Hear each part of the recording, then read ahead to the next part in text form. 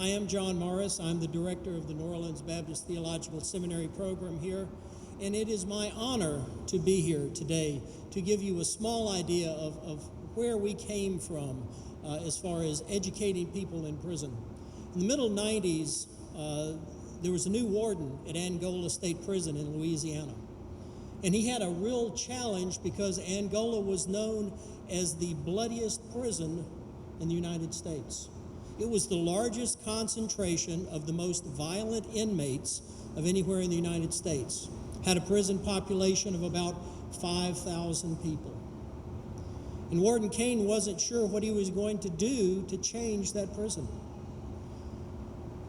The very first time they had an execution on death row at Angola, Warden Kane held the person's hand as he died and realized that even though he was there with that man, he had not mentioned God to that man and had no idea of that man's soul state. Warden Kane decided God needed to come into Angola State Prison. Went to New Orleans Baptist Theological Seminary and talked to Dr. Kelly and asked Dr. Kelly if he would start a 4-year Bible college inside the prison. Dr. Kelly did. The program prospered. And just recently, they graduated 150 ministers with bachelor's degrees in Christian ministry. Warden Kane will tell you that that prison has absolutely changed because of what God has done in that prison. Most of the people in Angola won't get out on parole. They're in life sentences. But what they found is what we found here, is that God, when God calls you, He calls you for a lifetime of service. That might be inside prison, might be outside of prison, but you are called to a lifetime of ministry. Based on the success in Angola, Parchman State Prison in Mississippi started the program and is succeeding very well there. A couple of years ago, we started here in Atlanta with a group of 30 students. And I went back and last night was looking at what they'd accomplished, how many classes they took, how many books, how many hundreds of books they read, how many papers. But I think the important part is they're here today. They did not quit.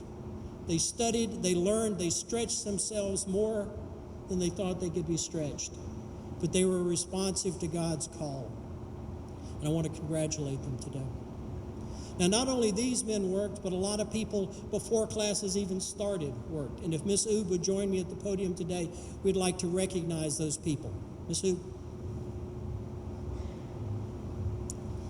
At this time, I would like to recognize those guests that made it possible for this program to come to Phillips State Prison. As I call your name, would you please stand and hold your applause, please, until all the guests have been recognized.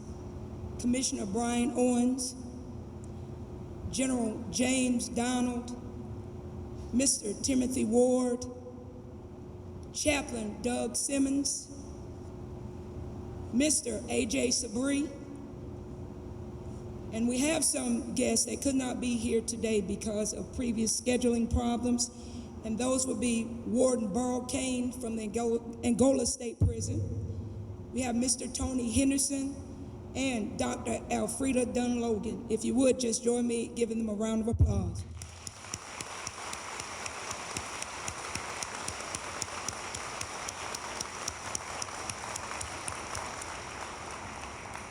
At the end of the program, we will be awarding you with a small token of our appreciation.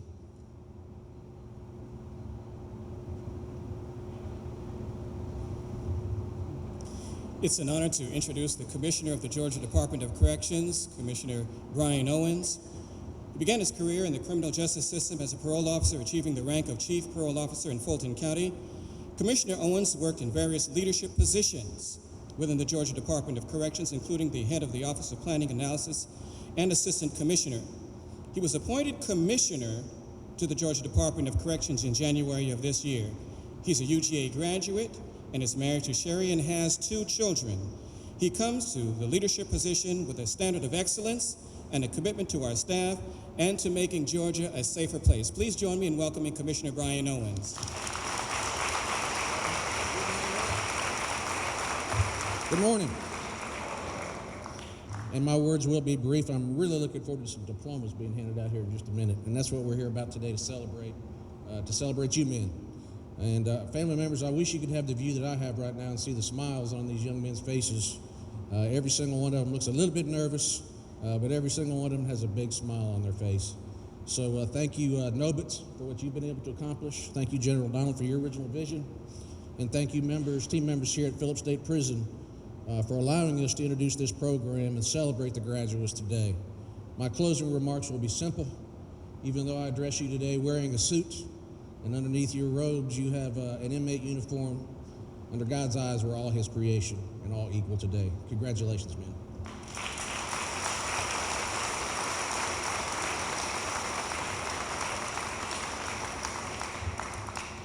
Thank you, Commissioner Owens. I wanted to introduce two students today who are going to speak to us, but I wanted to give you a little background first.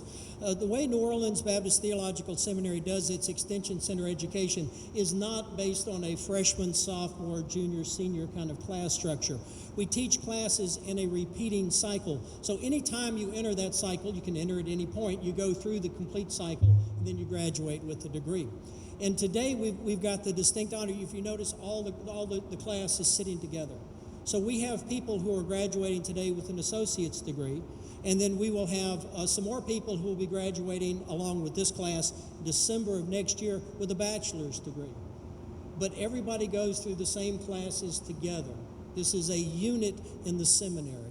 So we wanted them all to sit together. And one of the students from the graduating class today is going to speak to us to give you some idea of the impact of the seminary program on his life.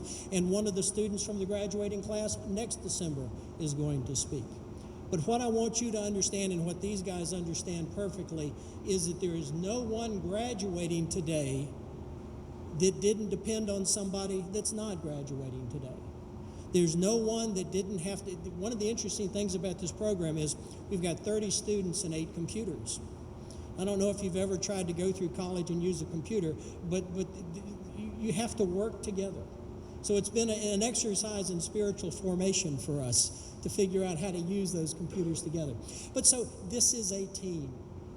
It's my distinct honor to introduce 2 students today. Kevin Hall is graduating today with an associate's degree in Christian ministry. And then Brian Funderburk is looking forward to graduating next December with both an associate's degree and a bachelor's degree. So Kevin, would you come up and address us, please?